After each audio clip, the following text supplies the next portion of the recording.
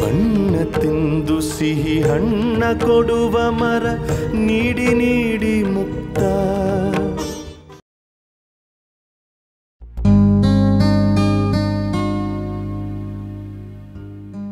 ನೋಡ deposition copies ಇದೆ, ತೆಗೆದಿಡು.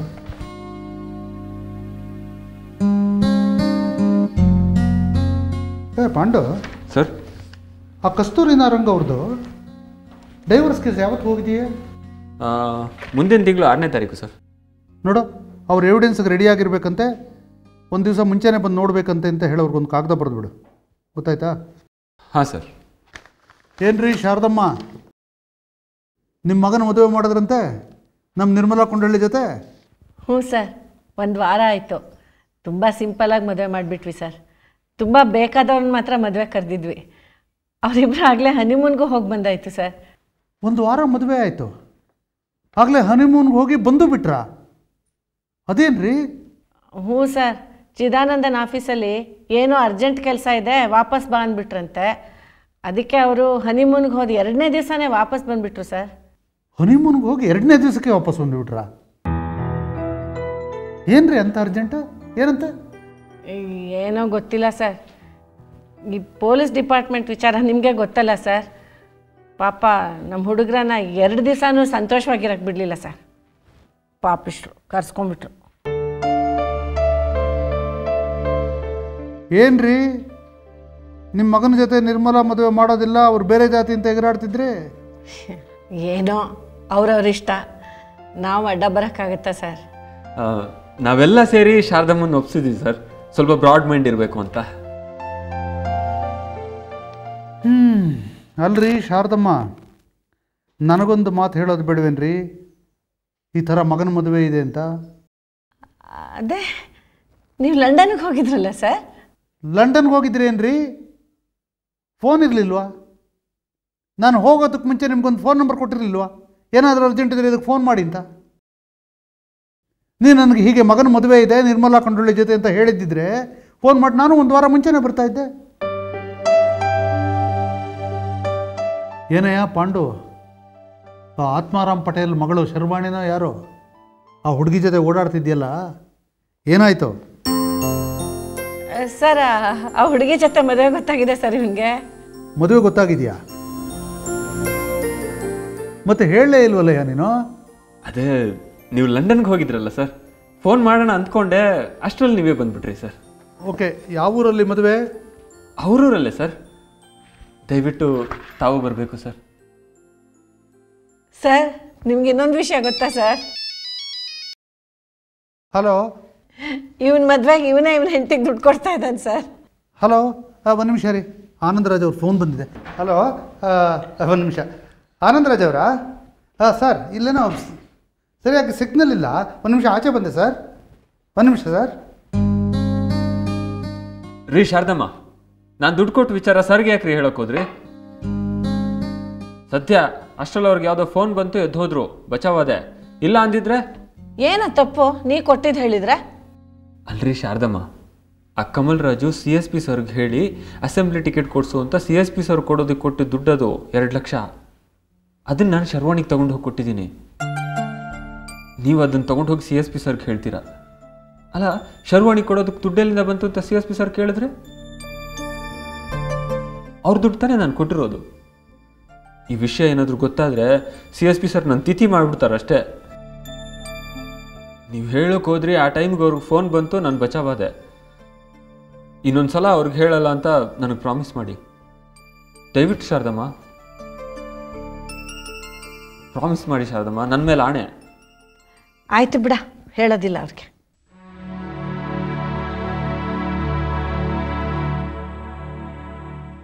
ಏನ್ರಿ ಶಾರದಮ್ಮ, ಈ ಫೋನ್ ಬರೋಕ್ಕೆ ಮುಂಚೆ ಅದೇನೋ ಹೇಳ್ತಿದ್ರಿ, ಪಾಂಡು ಯಾರಿಗೋ ದುಡ್ಡು ಕೊಟ್ಟ ಅಂತ, ಏನದ? ಅದು ಸರ್, ಅದು ಈ ಆಫೀಸ್ ಬಾಡಿಗೆ ದುಡ್ಡನ್ನು ಪಾಂಡುನೇ ಓನರ್ಗೆ ಕೊಟ್ಟಿದ್ದಾನೆ ಅಂತ ಹೇಳ್ತಾ ಇದ್ದೆ ಸರ್. ಓ, ಆಫೀಸ್ ಬಾಡಿಗೆ ದುಡ್ಡು ಪಾಂಡು ಕೊಟ್ಟನಾ? ಅಬ್ಬಬ್ಬ, ಪರವಾಗಿಲ್ರಿ, ಆ ಓನರ್ ಪ್ರಾಣ ತೆಗಿಯೋಕ್ಕೆ ಮುಂಚೆನೇ ಕೊಟ್ಟಿಲ್ಲಯ್ಯ. ಅದೊಂದಾದರೂ ಒಳ್ಳೆ ಕೆಲಸ ಮಾಡಿದೆಯಲ್ಲ. ನೋಡಯ್ಯ ಪಾಂಡು, ಅದೆಷ್ಟು ದುಡ್ಡು ಕೊಟ್ಟಿದ್ದೀಯೋ ಓನರ್ಗೆ ಆಮೇಲೆ ನನ್ನ ಹತ್ರ ಬಂದು ಚೆಕ್ ಬರೆಸ್ಕೊಂಡು ಹೋಗು. ಆಮೇಲೆ ನೀನು ತೊಗೊಂಡು ಹೋಗದೇ ಇದ್ದರೆ ಊರಲ್ಲೆಲ್ಲ ಪ್ರಚಾರ ಮಾಡ್ತೀಯ, CSP ಅವ್ರ ಆಫೀಸ್ ನಾನೇ ಬಾಡಿಗೆ ಕೊಡೋದು, ಅವ್ರ ಗತಿ ಇಲ್ಲ ಕೊಡೋದಕ್ಕೆ ಅಂತ. ನಿನ್ನ ಬುದ್ಧಿ, ಶಾರದಮ್ಮನ ಬುದ್ಧಿ ಎಲ್ಲ ಗೊತ್ತು ನನಗೆ. ಚೆಕ್ ಬರೆಸ್ಕೊಂಡು ಹೋಗು, ಗೊತ್ತಾಯ್ತಾ? ಸರಿ sir.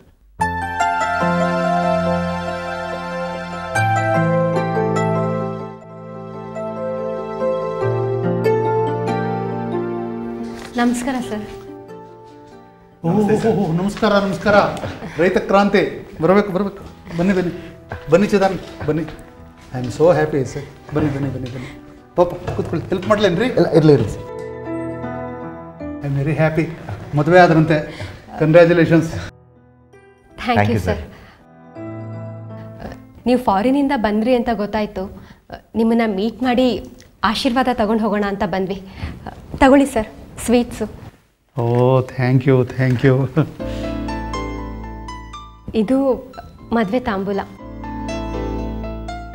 Oh thank you thank you.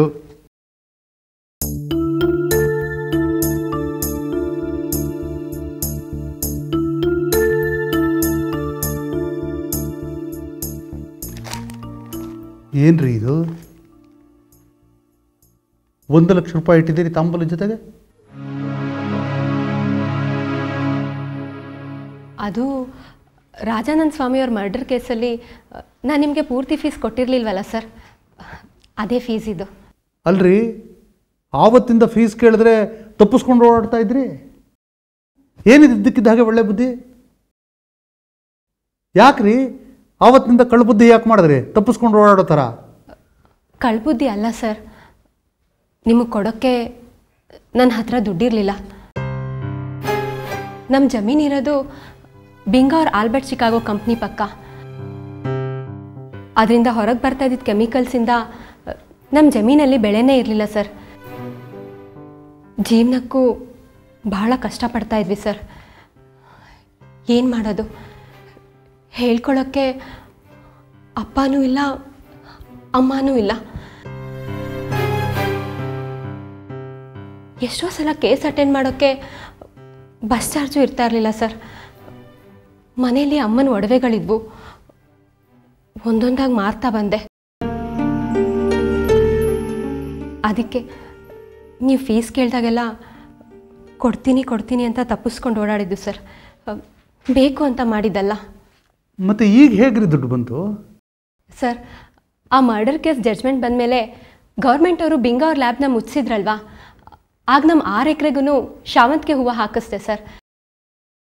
ಈಗ ಕೆಮಿಕಲ್ ಪೊಲ್ಯೂಷನ್ ಇಲ್ವಲ್ಲ ಸರ್, ಒಳ್ಳೆ ಬೆಳೆ ಬಂದಿದೆ. ನೋಡಿದ್ರೇ ಸಂತೋಷ ಆಗುತ್ತೆ ಸರ್. ನಿನ್ನೆ ಯಾರೋ ಫ್ಲವರ್ ಮರ್ಚೆಂಟ್ ಬಂದು ಅಷ್ಟನ್ನು 4 ಲಕ್ಷಕ್ಕೆ ಕೊಂಡ್ಕೊತೀವಿ ಅಂತ ವ್ಯಾಪಾರ ಮಾಡಿದರು.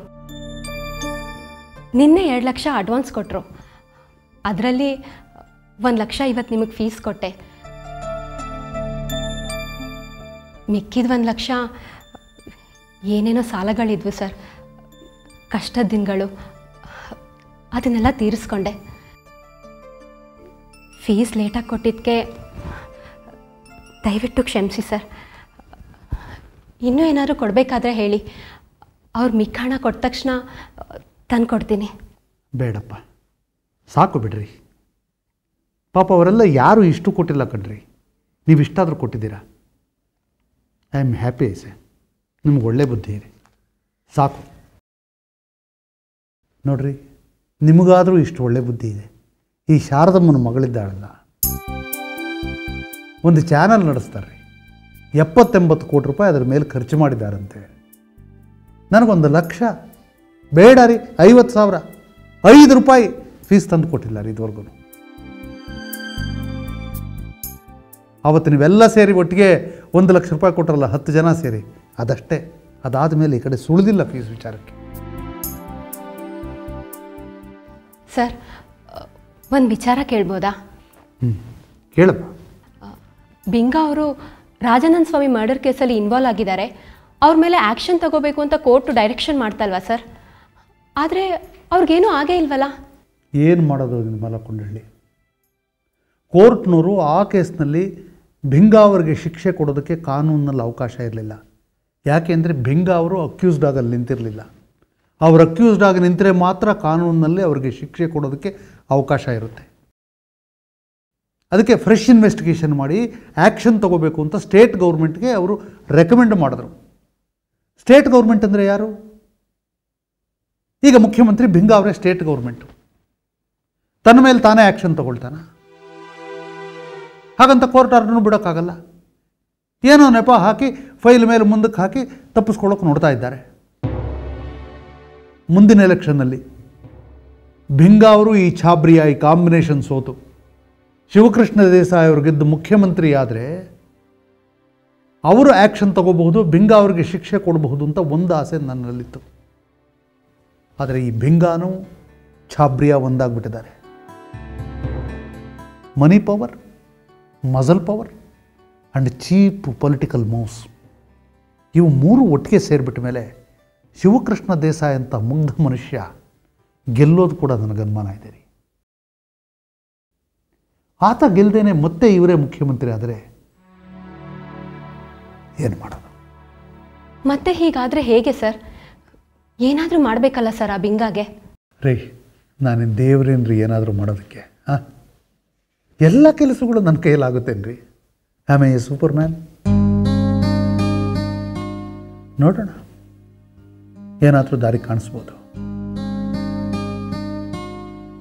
Bhinga should go to jail, ಅದು ನನ್ನ ಮನಸ್ಸಲ್ಲಿದ್ದೇ ಇದೆ.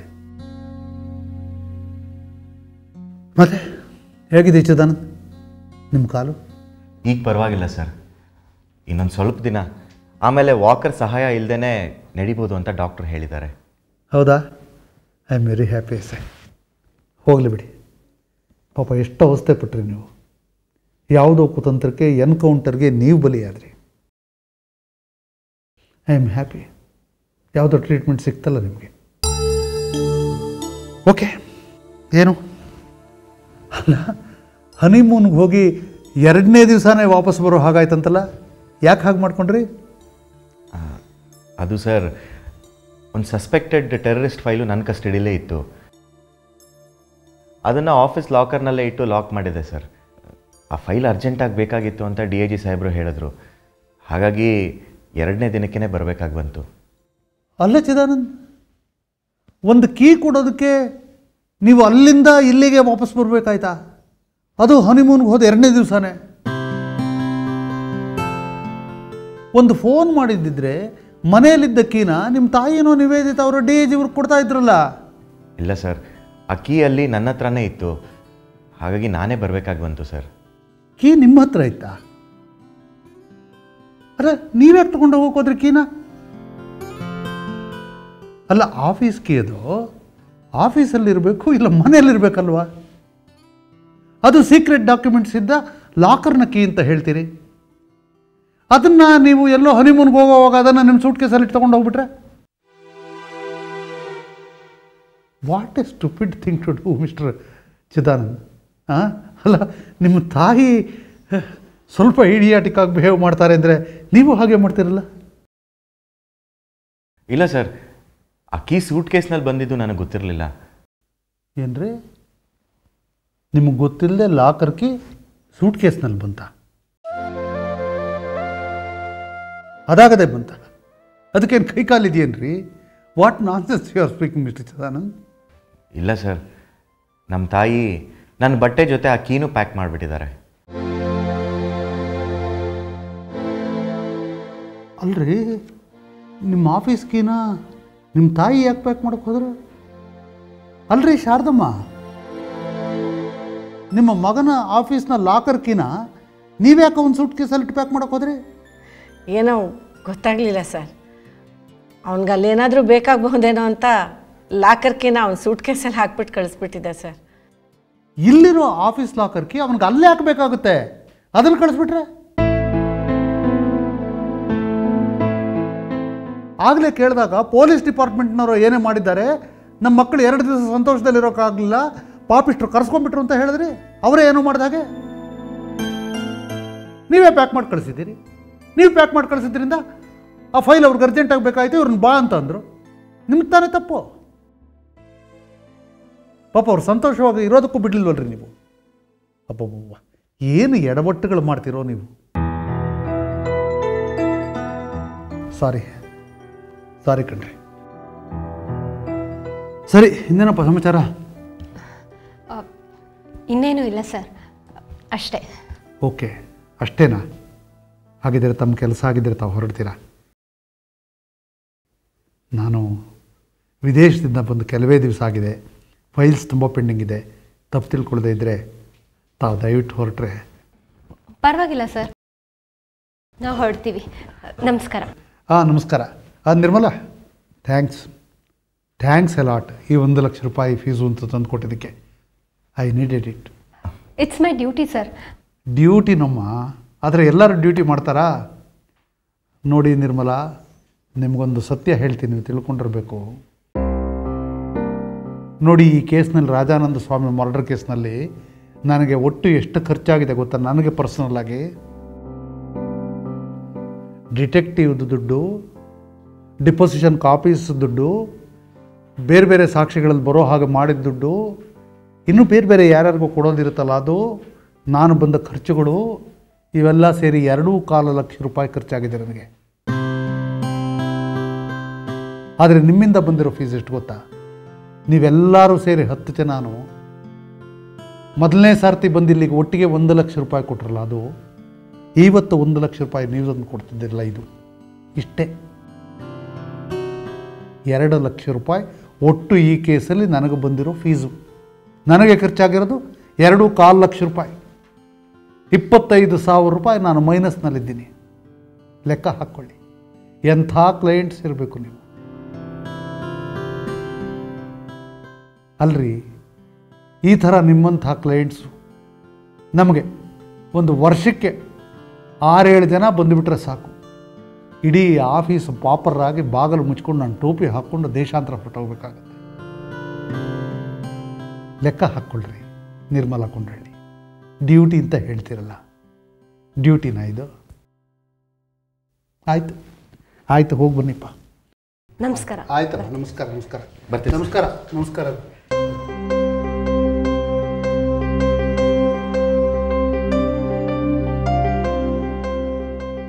ರೀ ಶಾರದಮ್ಮ, ನಾನು ಈ ಸ್ವೀಟ್ ತಿನ್ನಲ್ಲ, ನೀವು ತಿಂತೀರೇನ್ರಿ ಈ sweet?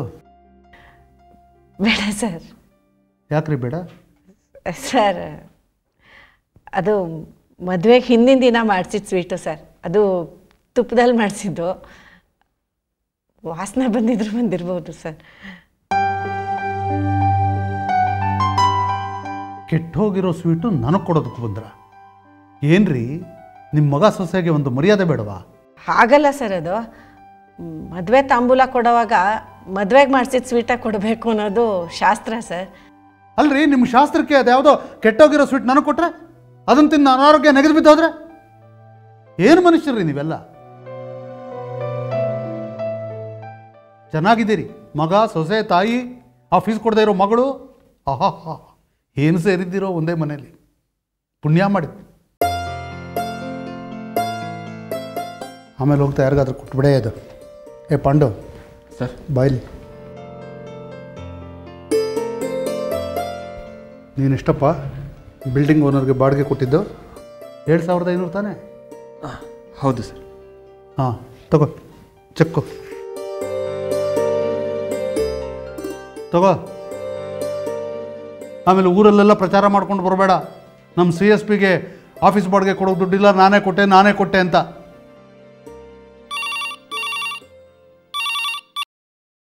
Hello, CSP's office, Sharada ಶ್ರೀಕಂಠ ಮೂರ್ತಿ ಸ್ಪೀಕಿಂಗ್. ಹಲೋ, ನಾರಾಯಣಪ್ಪನವರಾ?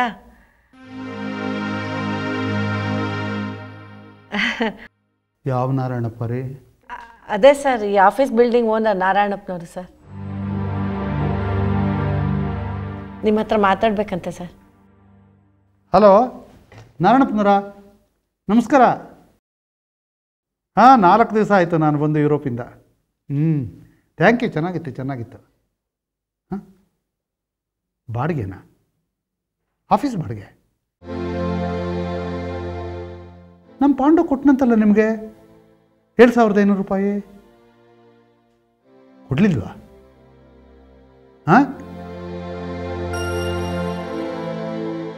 ಮತ್ತು ಈಗ ತಾನೇ ಹೇಳ್ದ 7,500 ರೂಪಾಯಿ ಬಾಡಿಗೆ ಕೊಟ್ಟೆ ಅವ್ರಿಗೆ ಅಂತ. ಓಕೆ ಓಕೆ ಸಾರಿ ನಾನು ಏರ್ಪಾಟ್ ಮಾಡ್ತೀನಿ ಕೊಡೋದಕ್ಕೆ. ನಮಸ್ಕಾರ ನಾರಾಯಣಪ್ಪನವರೇ, ನಮಸ್ಕಾರ.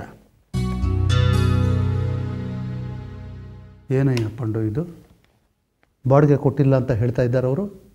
ನೀನು ಬಾಡಿಗೆ ಕೊಟ್ಟೆ ಅಂತ ಹೇಳಿದ್ದೆ? ಇಲ್ಲ ಸರ್, ಅದು ನಮ್ಮನೆ ಬಾಡಿಗೆ ನಮ್ಮ ಓನರ್ಗೆ ಕೊಟ್ಟೆ ಸರ್. ಅದನ್ನೇ ಶಾರದಮ್ಮ ಕನ್ಫ್ಯೂಸ್ ಮಾಡ್ಕೊಂಡ್ಬಿಟ್ಟಿದ್ದಾರೆ ಸರ್, ಆಫೀಸ್ ಬಾಡಿಗೆ ಕೊಟ್ಟೆ ಅಂತ. ಓ, ನೀನು ಈ ಆಫೀಸ್ ಬಾಡಿಗೆ ಕೊಡದೇ ಇದ್ದ ಮೇಲೆ ನನ್ನ ಹತ್ರ 7,500 ರೂಪಾಯಿ ಚೆಕ್ ಈಗ ಯಾಕೆ ತೊಗೊಂಡೆ ನೀನು? ಕೊಟ್ಬಿಡ್ತೀನಿ ಸರ್, ವಾಪಸ್ ಕೊಟ್ಬಿಡ್ತೀನಿ ಸರ್. ವಾಪಸ್ ಕೊಡೋದಲ್ಲಯ್ಯ, ಕೊಡದೇ ಇದ್ದ ಬಾಡಿಗೆಗೆ ಚೆಕ್ ತೊಗೊಂಡಿದ್ದೀಯಾ? ಈಗ ಕೇಳಿದ ಮೇಲೆ ವಾಪಸ್ ಕೊಡ್ತೀನಿ ಅಂತ ಇದ್ದೀಯಾ?